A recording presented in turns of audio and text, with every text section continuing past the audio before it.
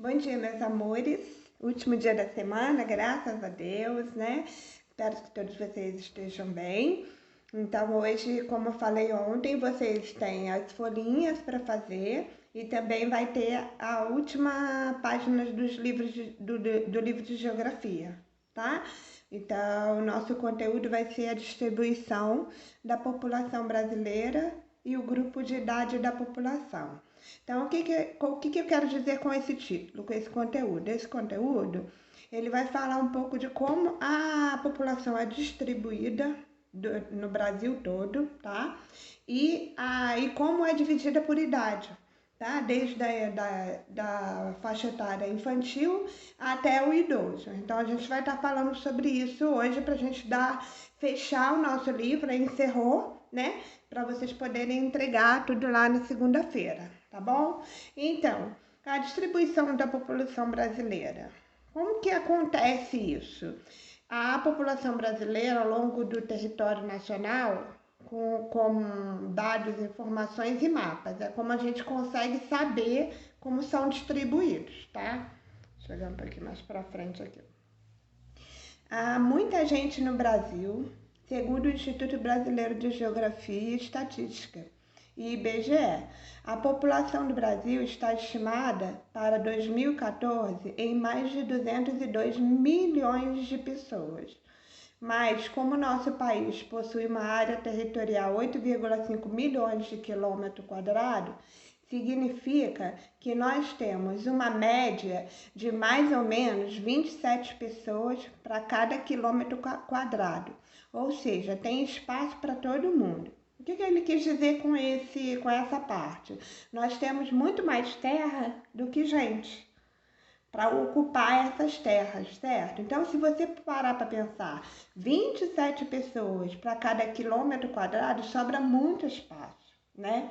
Então, e o grande problema é que a população brasileira distribuiu-se irregularmente pelo território. E o que isso quer dizer? Isso significa que algumas regiões concentram mais pessoas, enquanto há outras que têm espaço sobrando. Até porque precisamos de lugares em que a natureza esteja mais preservada, livres de cidades, grandes fazendas e outras atividades humanas. Então, nesse parágrafo, ele quis dizer que a concentração da população, é lógico que a gente vai lembrar que vai estar onde? Hoje tem mais a área urbana. Isso fica concentrado mais a população, porque é lá de onde tem as indústrias, onde tem os comércios, onde as pessoas podem com facilidade se locomover para ir ao trabalho, né? E o que acontece com essa população? Acaba que elas vão saindo da zona rural, vão para a zona urbana e fica aglomeradas mais na zona urbana. Então, sobra espaço, porque onde tem fazenda, onde é necessário ter, né, a preservação da floresta, nesses lugares não pode ter casa. Então, a explicação desses dois itens aí é que o primeiro, tem mais gente, tem mais terra, né, do que pessoas para ocupar o espaço que nós temos dentro do nosso território brasileiro. E embaixo ele explica que a população brasileira ela fica mais distribuída na área urbana do que rural, tá bem? Dando continuidade. Se observarmos os mapas a seguir, podemos notar como ocorre a distribuição da população brasileira e como podemos ver a distribuição da população brasileira é muito limitada às zonas litorâneas do país. Isso deve ser por motivos históricos e geográficos, que vêm desde os tempos da colonização até os períodos posteriores. Por exemplo, a grande concentração econômica e política do Brasil no sudeste brasileiro, sobretudo nos séculos XVIII e XIX, fez com que a maior parte dos habitantes do país se concentrasse nessa região. O que ele quer dizer é que as pessoas ficam mais concentradas na parte litorânea. Quando fala litorânea, ele quer dizer que as pessoas moram mais próximo ao oceano, tá? Se você olhar o mapa do Brasil, você sabe que desse lado aqui do mapa do Brasil nós temos só terra, certo? né? E temos os países que fazem fronteiras. Lembra do mapa lá na sala de aula? Então, e essa parte aqui é a parte litorânea. E é onde está manchadinho aqui, é que vocês podem observar que a maior parte do pessoal fica distribuído entre a parte litorânea do Brasil. E ele também fez eu estou fazendo uma comparação, que isso já vem desde os séculos passados, porque foi quando a chegada também foi pelo litoral. Certo? Quando Dom Pedro chegou com a sua frota, os portugueses, os franceses, italianos, eles chegaram pelo litoral. Então é mais ou menos por aí. Vocês observem que no próprio mapa vocês estão vendo que esses pontos aqui, ó, é a maior concentração de pessoas. Já aqui tem mais terra, né? E pouca concentração de pessoas, principalmente na Amazônia, que é onde a gente tem mais área preservada, floresta ambiental. Tá bom? Bom, esses números gerais de distribuição da população brasileira efetua da seguinte forma, de acordo com os dados do censo. Eu expliquei para vocês o censo demográfico, né?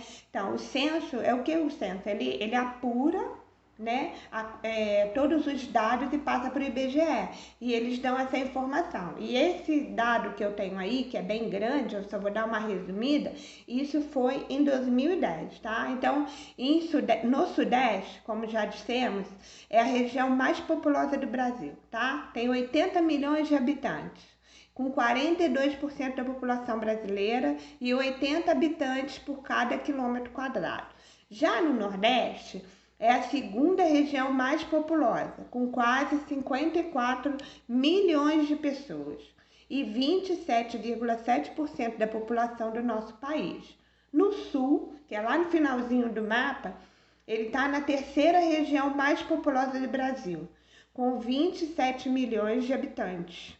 E no Norte é a quarta mais populosa, ganhando somente para o Centro-Oeste brasileiro. Sua população é de 16 milhões de pessoas. E no Centro-Oeste, que é a última, colocada por última no caso, possui 14,5 milhões de pessoas, com uma densidade demográfica de 8,6 quilômetros quadrados. Então, pessoal, se fosse uma estatística para vocês entenderem. Então, a nossa onde fica a maior parte da população fica concentrada no Sudeste, no Nordeste, tá? É onde fica na área do mapa, se vocês olharem aqui, ó, nessa área do mapa aqui, ó. Cadê meu mouse? Achei. Aqui, ó, a parte sudeste, né, que tá aqui, olha só, ela é até mais escura, certo? E na parte do nordeste, ó, todas elas estão bem escuras aqui. Então, e no sul, tá? Que fica bem concentrada também. Já a parte do centro-oeste e do centro-oeste, ela já não fica tão concentrada, tá? Mas para que vocês estão querendo? Eu estou explicando isso. Isso é só uma estatística para vocês entenderem onde mais ficam, onde tem mais população, certo? Porque como eu disse anteriormente, o Brasil é um país populoso e não povoado. O que isso quer dizer? Quer dizer que tem muita população e eles são pouco povoados. Por quê? Tem mais gente concentrada num lugar e menos pessoas concentradas no outro, certo? Então, a população, ela concentra onde tem trabalho, beleza? Dando continuidade. Como analisar uma pirâmide etária? Agora nós vamos falar um pouco sobre as faixas etárias, tá? Faixa etária, gente, é porque nós precisamos saber, desde a infância até a parte, né, que seria a parte idosa, saber se dentro do nosso país está crescendo ou diminuindo, se está nascendo crianças ou se está morrendo muitas pessoas. Falando em morrer, nós não podemos comparar com a vida que nós estamos vivendo neste momento diante da pandemia. Não teria como explicar para vocês agora uma pirâmide etária, mas eu estou falando diante do conteúdo do livro, tá? Então, que fique claro para que vocês possam entender que nós estamos falando de uma estatística de 2010, tá? Então, as pirâmides etárias possuem uma estrutura, tá? Elas são compostas de barras superpostas, apresentando base, corpo e tó. topo. As barras inferiores, ou seja, a base de um corpo de uma pirâmide, corresponde à população jovem. Então, vamos lá. A base de cima, jovem. Já as superiores do corpo até o topo corresponde à população mais velha. Entre os jovens também tem a faixa etária de 20, 30 e 40, tá? A partir de 50 já entra na população mais velha. Sempre o lado esquerdo do gráfico será representado pela população masculina. Já o lado direito estará apresentando a população feminina. Por que eu estou explicando isso? Porque vocês vão ver uma pirâmide agora que está explicando, é pequenininho, mas depois que vocês abrirem no vídeo, vocês vão ver. Pirâmide jovem, tá vendo? Ó, apresenta a base alargada, tem muito jovem. A pirâmide adulta, tá? Tem uma tendência ao declínio, porque o adulto vai mudando de faixa etária. A pirâmide envelhecida aparece na base mais estreita, demonstrando a redução das taxas de natalidade e fecundidade. Natalidade é nascimento e fecundidade é o nascimento de filhos, mulheres mais férteis, né? Para gerar mais filhos. E a pirâmide rejuvenescida possui um alargamento, pois essa faixa aqui, as primeiras faixas, apontando o aumento da população jovem, tá? Então, vamos lá. Rejuvenescida é a população mais jovem. A pirâmide envelhecida são os idosos e a pirâmide adulta é a faixa etária que vai acontecer entre de 20 a 40 até os 50 anos. E a pirâmide jovem, que é a faixa etária que vai de 20 a 30, né? Que já não é até 20, 28 anos mais ou menos, que são a pirâmide jovem. Então, isso aqui é só uma explicação para vocês poderem entender como funciona uma pirâmide etária, tá? A pirâmide etária do Brasil atualmente indica a redução de uma base de alargamento do corpo até o topo, se comparada às pirâmides dos anos anteriores. Então, o que eu quero dizer com isso? Que isso significa que o país tem apresentado mais eficiência nos setores da saúde e suas políticas públicas sociais e também melhoria na economia, o que afeta diretamente na qualidade de vida da população brasileira, tá? As mulheres estão cada vez mais inseridas no mercado de trabalho. O acesso da população aos programas de saúde e aos métodos contraceptivos também influenciando a diminuição da taxa de natalidade. O que eu quero explicar com isso? Eu quero dizer que conforme a mulher entrou no mercado de trabalho, naturalmente ela parou ou seja, a taxa de natalidade diminuiu. Por quê? Porque as mulheres hoje não querem mais arrumarem tantos filhos, porque precisa trabalhar para poder ajudar na economia da casa. Então, com isso, o nascimento diminuiu, certo? Então, a taxa de natalidade do nosso país, ela está diminuindo em vez de aumentar. Já era diferente no passado. Vocês podem tirar isso como exemplo, os avós de vocês. Quantos filhos seus avós tiveram, né? Quantos filhos seus bisavós tiveram? Bem provável mais do que 7, 5, 4, 3, 8, por exemplo. A minha bisavó teve 12 filhos e a minha avó teve 10 filhos. Nem todos estão vivos, mas no passado era comum isso, hoje não. Como a mulher precisa trabalhar, ela usa métodos para que ela não engravide, e isso diminui a taxa de natalidade, ok? Aí tem uma pirâmide, tá? Que fica mais claro para vocês entenderem. De 10 a 15 anos, a taxa de homens e mulheres. De 30 a 20, observe que tem mais homens de 30 a 20 do que mulher. De 80 a 70, tem mais homens do que mulheres. De 70 a 80, tem mais mulheres do que homens. E de 100 a 100, quem consegue chegar lá, né, com 100 anos, iguala, tá? Então, isso é uma pirâmide etária da faixa etária hoje do nosso país, tá? Isso aí também são dados de 2010, tudo bem? Então, gente, vocês agora vão assistir um vídeo que vai falar um pouco sobre o olhar geográfico do nosso país, tá? Olá! Bem-vindos a mais um vídeo do Olhar Geográfico. Hoje estudaremos sobre a distribuição da população brasileira no território. O Brasil é um dos países mais populosos do mundo. No entanto, sua população não está bem distribuída em seu vasto território. O Brasil ocupa a 5ª posição entre os países mais populosos do mundo. Observe atentamente o mapa a seguir. Uau! A China ocupa a 1ª posição entre os países mais populosos do mundo. Ela possui cerca de 1 bilhão e 400 milhões de habitantes. Quanta gente! Ocupando a 2ª posição está sua vizinha, a Índia, com cerca de 1 bilhão e 300 milhões de habitantes.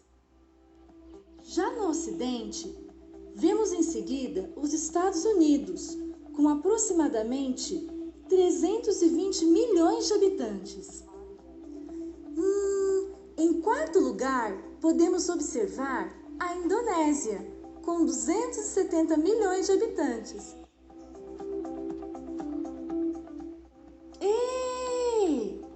Até que enfim, o Brasil, ocupando a 5ª posição com cerca de 205 milhões de habitantes em seu território.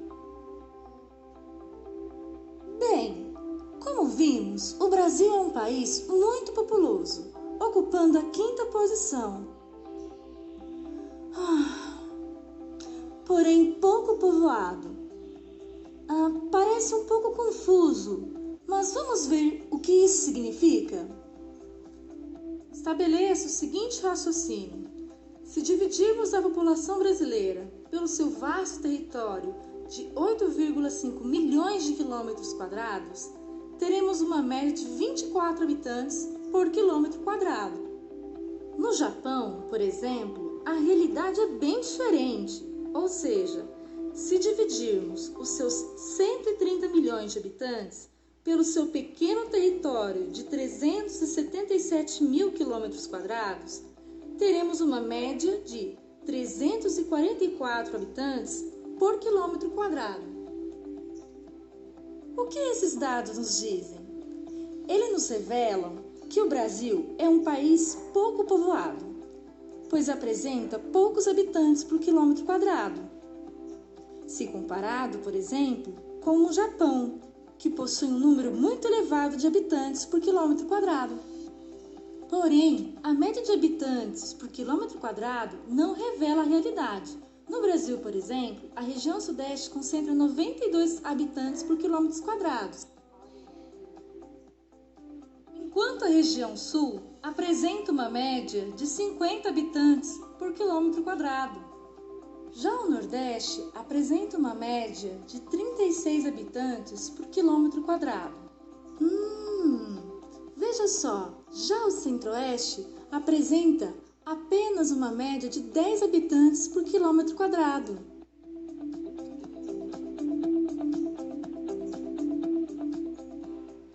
A região Norte possui apenas a média de 5 habitantes por quilômetros quadrados, apesar de apresentar a maior extensão territorial.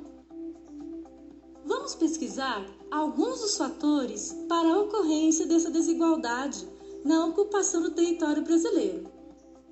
Merecem destaque os fatores históricos, como o processo de colonização, que gerou uma maior ocupação nas áreas litorâneas, assim como os fatores naturais, como as áreas castigadas pela seca, terrenos acidentados, florestas muito densas e etc.